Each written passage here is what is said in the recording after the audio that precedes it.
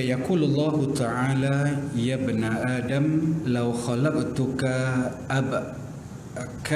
أبكما لحسرت على صبري ولو خلقتك أصم لتحسرت على سمعي فاعرف قدر نعمتي عليك واشكروا لي ولا تكفروني فإلي البصير يا ابن آدم ما قسمت لك فلا تغتلب في طلبك وكل قسمته لك فهو يطلبك حتى tastawfih atau kama qal. Ada sambungan di situ lagi.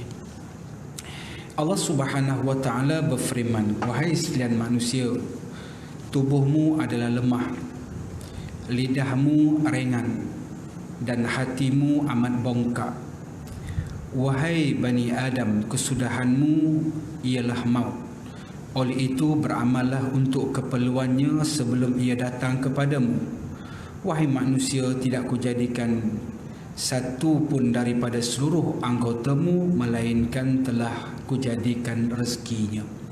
Baik, setakat itu yang kita dah baca pada pertemuan lalu yang berkaitan dengan Allah Ta'ala berfirman, iaitulah kesudahanmu adalah maut, oleh itu beramallah untuk keperluannya sebelum ia datang kepada kamu. Baik, hari ini kita sambung firman Allah Ta'ala, wahai manusia, sekiranya dulu kujadikan engkau berlidah keluh, engkau tidak dapat melihat. Sekiranya kujadikan engkau tuli, engkau tidak dapat mendengar. Oleh itu akuilah betapa besarnya nikmat yang kuberikan kepadamu dan bersyukur dan berterima kasihlah kepadaku dan janganlah engkau kufur, kerana kepadaku jugalah engkau akan dikembalikan.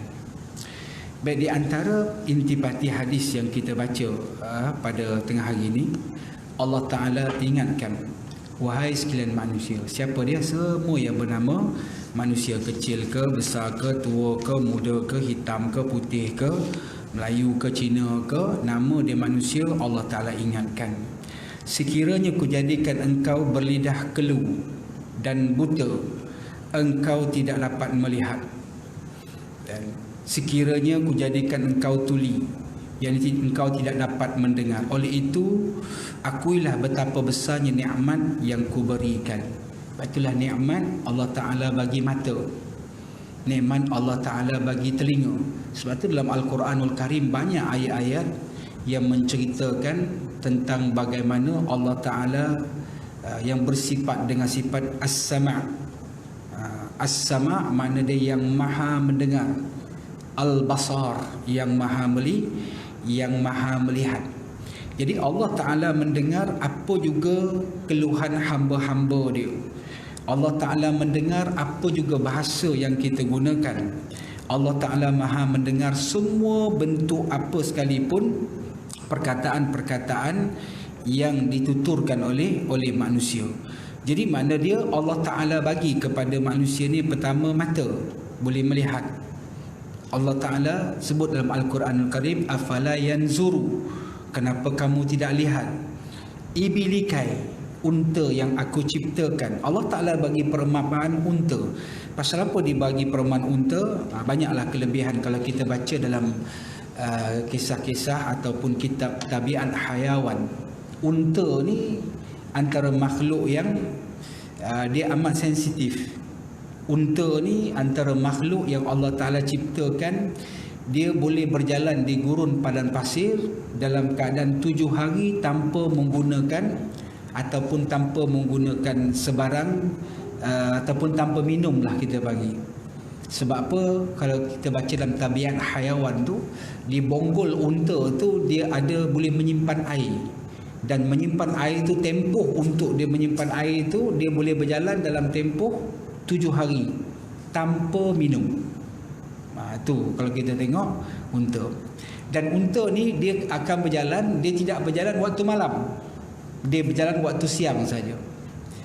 Dan unta ni kalau tuan dia tersesat jalan, dia akan berhenti di situ sehinggalah tuan dia cari jalan yang betul. Dia tahu itu unta. Kemudian unta ni pula dia binatang yang cukup ataupun dia kenal dan dia cukup berdendam. Betul lah kalau kita pergi Mekah ataupun kita pergi zona negara ke, kita pergi jentik telinga unta tu, tahun ni, tahun 2020, tahun 2027 unta tu hidup lagi, dia kenal kita. Kau yang jentik telinga aku dulu unta. Itu tabiat haiwan. Itu unta. Allah Ta'ala bagi perumpamaan unta. Banyak lagi binatang-binatang lain. Contoh dia penyu. Kalau kita di tempat negara kita ni, penyu yang terkenal di mana? Di Rantau Abang kan. Kalau kita tengok penyu ni, dia kalau berjalan dalam air tu, dia bukan dalam laut ni, bukan ada signboard. Saya ingat dulu sahabat saya YB Rantau Abang. Dululah Ustaz Azman Syafawi. Ketika mana dia jadi YB dulu, saya pergi Rantau Abang. Dia kata biasa di Rantau Abang ni dia ambil penyu yang mendarat, kemudian dia bertelur, kemudian penyu tu ditanda dengan ada nombor sekian nombor siri dia. Kemudian 2 minggu lepas tu ditemui penyu ni di mana? Di Kepulauan Hawaii. Macam mana dia boleh lalu dia dalam laut tu dalam keadaan tak ada signboard, wis lagi bid'ah lah pada ketika itu kan. Macam mana dia boleh lalu? Itu makna dia Allah Subhanahu Wa Taala suruh manusia ni melihat bagaimana penciptaan Allah Subhanahu Wa Taala. Itu kalau kita tengok penyu. Jadi makna dia itu melihat. Allah Ta'ala sebut dalam Al-Quranul Karim, afala yanzuruna ilal ibili kaifa khuliqat. Kenapa kamu tidak melihat unta yang aku ciptakan? Itu melihat. Jadi makna dia penglihatan ni, makna dia lihat daripada kacamata iman. Yang kedua, melihat apa yang kita tengok ada di sekeliling kita ni. Lihatlah kepada diri kamu. Dulu kita dah baca hadis, dan lihatlah kepada orang yang ada di sekeliling kamu. Sekiranya kamu dapati seorang itu lebih baik daripada kamu, pindahkanlah kebaikan itu kepada diri kamu.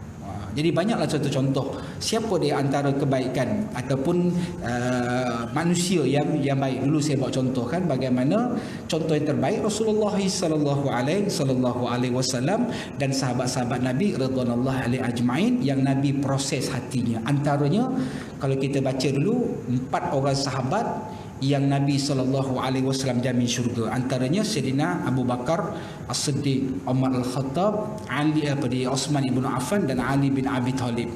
Nabi tanya kepada 4 orang sahabat ni, wahai sahabat, kepada Sayyidina Abu Bakar di atas dunia ni, apakah benda yang paling kamu suka?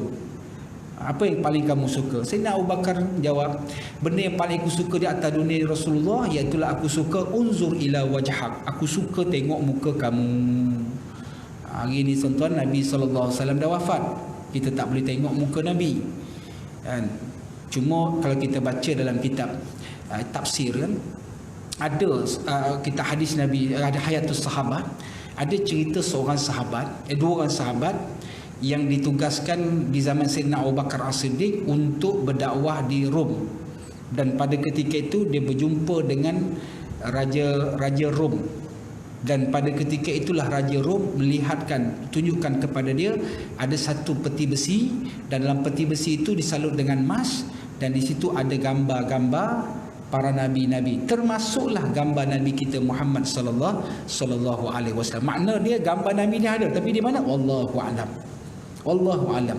Dalam riwayat menyebut daripada mana gambar ni diterima, iaitulah gambar tu diterima bila mana Nabi Adam alaihissalam kemudian minta kepada Allah Ta'ala supaya diperlihatkan siapakah anak cucu dia yang akan mewarisi ajaran ataupun yang meneruskan ajaran Tauhid ini. Dulu dipanggil agama Islam ni dipanggil agama Tauhid. Maka dibawalah gambar-gambar lepas Nabi Adam, ada pula Nabi Nuh, kemudian sampailah kepada Nabi Allah Yusuf, sampailah kepada Nabi di kalangan Bani Israel, sampailah kepada Nabi kita Muhammad sallallahu alaihi wasallam. Cuma gambar itu tertimbus dalam riwayat menyebut di zaman Bani Israel. Kemudian ditemui oleh Nabi Allah Daniel, wallahu alam. Kemudian Nabi Allah Daniel bila tertemu ini sebab apa? Dapat daripada Iskandar Zulkarnain. Dia kata Iskandar Zulkarnain ni dapat zaman tu, iaitu Nabi Allah Daniel yang makam ni ada di Mesir. Maka Nabi Allah Daniel alaihi salam simpan gambar tersebut dan tertimbus sampailah dikeluarkan semula dan disimpan di mana, wallahu alam. Gambar tu ada, hari ni kita dah tak dapat nak tengok. Kalau ditakdirkan Allah Taala tengok dapat gambar Nabi sallallahu alaihi wasallam, Allahu akbar, kan semua orang nak tengok ni. Wallahu alam macam mana gambaran Nabi. Cuma kita ada peluang nak tengok Nabi apa dia? Yang pertama sekali kita nak peluang tengok Nabi ni ketika mimpi lah. Mimpi jumpa Nabi ni benar. Dan banyak kan mimpi jumpa Nabi ni benar. Dan ada orang yang Allah Ta'ala bagi kelebihan dia mimpi jumpa Nabi. Saya jumpa Datuk Tuan Ibrahim Tuan Man, dia kata dia alhamdulillah dia biasa mimpi jumpa Nabi sekali. Biasa jumpa Nabi sekali. Dia kata saya takat ni tak pernah jumpa lagi lah kata. Dan ada seorang hamba Allah pun biasa jumpa Nabi. Dan dalam keadaan dia kata ada seorang hamba Allah ni saya pun meragui juga. Dia kata mimpi jumpa Nabi saya ni kerap sangat mimpi jumpa Nabi.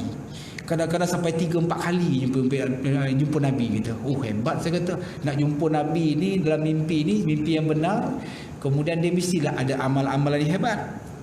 Tapi Ustaz, baru-baru ni saya jumpa Nabi, Nabi pelik sikit dia kata. Nabi pakai serban cantik, tapi Nabi pakai seluar pendek, saya kata. Saya kata itu bukan jumpa Nabi tu. Itu jumpa Bengali tu, saya kata. Dan ulama-ulama tasawuf menyebut bagaimana orang yang jumpa Rasulullah dalam keadaan Rasulullah buat maksiat, orang itu jadi fasik. Kita kata ulama tasawuf ni kan. Okey, jadi makna dia kita jumpa Nabi itulah peluang kita nak jumpa Nabi sallallahu alaihi wasallam ketika atas dunia ni lah. Itu pun bukan dalam keadaan sedar kan. Tapi di akhirat mudah-mudahan Allah Subhanahu Wa Taala bagi nikmat kita dapat bertemu dengan Rasulullah sallallahu alaihi wasallam, hasil daripada kita mengamalkan sunnah dia dan sebagainya.